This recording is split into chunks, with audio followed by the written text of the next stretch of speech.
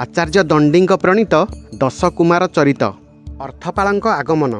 दिने रात्रि रे राणी बसुमती पर्णशाला मध्य निद्रित थिबा समय हठात केही जणे व्यक्ति तांको निकटरे दंडायमान होई तांकु संबोधन कला भली जणागला।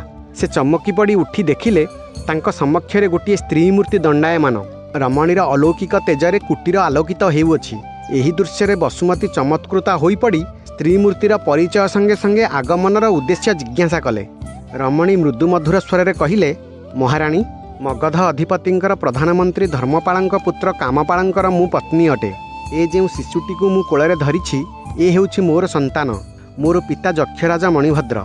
ए शिशु को आपणक हस्तरे अर्पण करिबा पई से उपदेश देइछंती, कारण से जानती राजकुमार राजवाहनक प्रभाव एवं प्रतिपत्ति दिने समग्र आर्यावर्त को मुग्धचकित करि पकाइब। तेणु ए शिशुटी को आपणक लालन पालन रे छाड़ीदेले से आबाल्यरू राजकुमारंक सहचर भाव रही तार पौत्रिक सौभाग्य भोग करी यथा समय कर्तव्य पालन पई उपयुक्त हेब। एकथा शुणी राणी यक्षकन्या को आसन प्रदान पूर्वक सम्मानित करने को जिबा मात्रे से केउ आड़े अंतर्हित होईगले। तहु राणी शिशुटी को राजहंसंग निकट को नहीं समस्त घटना जणाइले। राजहंस एपरी आश्चर्यजनक घटना तथा निज पुत्रर भविष्यत संबंध में सुसंवाद पाई विशेष आनंदित हेले। से शिशुर नाम रखिले अर्थपाल एवं ताहार रक्षणाबेक्षणार भार ताहार ज्येष्ठ भ्रात सुमित्रंक हस्तरे न्यस्त कले। सोमदत्तंक आगमन। ग्रीष्म ऋतुर प्रारंभ में ऋषि वामदेवंकर जड़े शिष्य तीर्थयात्रा उद्देश्य जाइथिले। से दाक्षिणात्यर कावेरी नदी में स्नानतर्पणादि शेष कर फेरुछंती। एपरी समय किछि दूर जड़े स्त्री लोकर विकल क्रंदन शुणी पारिले।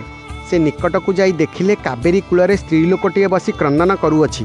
कोଳରେ गोटिए मात्र शिशु, उभये आपादमस्तक जलसिक्त। शिष्य ताकू आश्वासना देई क्रंदनर कारण पचारिले।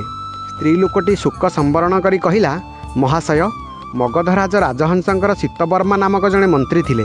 ताहांकर पुत्र सत्यवर्मा विदेश में बहु धनरत्न अर्जन करी एही नदी तटरे एक ब्राह्मण शासन में बास कले। से सेही ग्राम रे काली नामक गोटे कन्या को विवाह करथिले।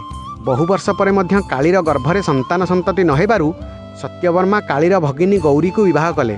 किछि दिन पर गौरीर गर्भरु ए पुत्रटी जात हैला। काली एकथा सह्य करि पारिला नाही। मु ए शिशुटी को पाली थाए। आज मु नई कूଳରେ बसी एहाकू गीत गाई खेलाउथिली। काली पछरु लुचि लुचि आसी हठात आम दुही को नदी मध्य को पेलीदेला। निकटरे गोटे भासंता काठगड़ पाई नथिले शिशु सहित मु निश्चय बुड़ी मरी थांती। गोटिए हातरे शिशुकू एवं अन्य हातरे काठ गड़टी धरी भासी आसी मु कूଳରେ लागिली। किंतु मोर भाग्य मंद। ए कूଳରେ लागू लागू गोटाए कला साप पानी रे भासी आसी मो देहरे गुड़ाई होई मते कामुड़ी देला। तार विश्वज्वालारे मोर सर्वांग वर्तमान जलुछि। मोर आउ बंचिबार आशा नाही। मु नई मध्यरे केते दूर भासी आसीछि किछि जाने नाही।